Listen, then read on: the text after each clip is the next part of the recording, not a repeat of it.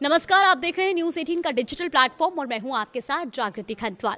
अगर आप पीएम किसान सम्मान निधि योजना के लाभार्थी हैं तो आपके लिए ये अच्छी और ज़रूरी खबर है।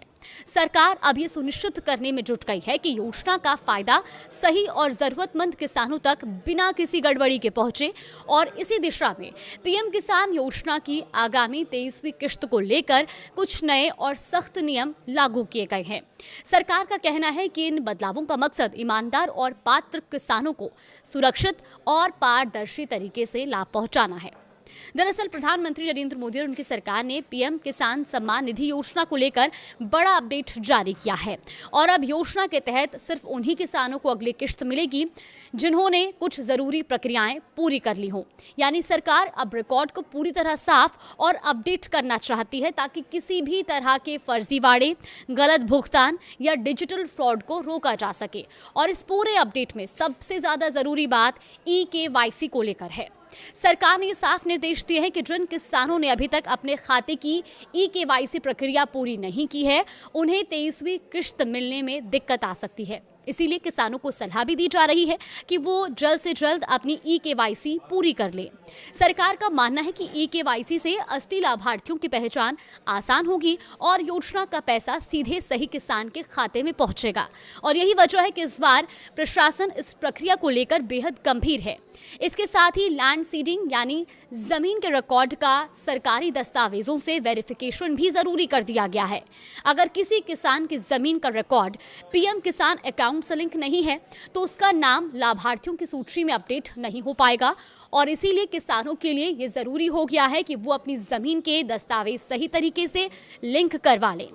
कई किसान अब तक इन प्रक्रियाओं को बाद में करने की सोच रहे थे, लेकिन सरकार ने अब साफ कर दिया है कि EKYC और लैंड सीडिंग दोनों काम समय पर पूरा करना जरूरी होगा।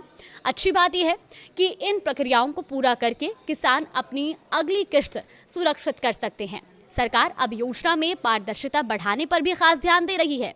नए नियमों के मुताबिक अगर किसी परिवार का सदस्य सरकारी नौकरी में है या इनकम टैक्स रिटर्न यानी ITR फाइल करता है तो वो इस योजना के दायरे में नहीं आएगा और इसका मकसद ये सुनिश्चित करना है कि योजना का लाभ वास्तव में उन किसानों तक पहुंचे जिन्हें इसकी सबसे ज्यादा जरूरत है।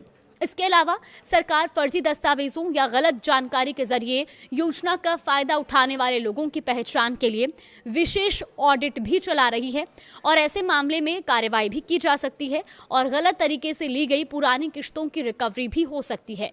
लेकिन इस पूरी प्रक्रिया का सकारात्मक पहलू ये है कि सरकार योजना को और मजबूत और भरोसेमंद बनाने की दिशा में काम कर रही है और इससे वास्तविक किसानों को समय पर और पारदर्शी तरीके से लाभ मिलने में मदद मिलेगी। इसीलिए अगर आप पीएम किसान योजना का लाभ लेना चाहते हैं तो अभी से सतर्क हो जाइए और अपना स्टेटस चेक करें, EKYC तुरंत पूरी करें और जमीन के दस्तावेजों को अपने पीएम किसान अकाउंट से लिंक जरूर कराएं, क्योंकि इस बार सरकार का साफ संदेश है, सही दस्तावेज, सही रिकॉर्ड और सही किसान को ही योजना का पूरा लाभ मिलेगा। और अगर सभी जरूरी प्रक्रिया पूरी है तो आपकी 23वीं किश्त बिना किसी परेशानी के सीधे आपके खाते में पहुंचेगी।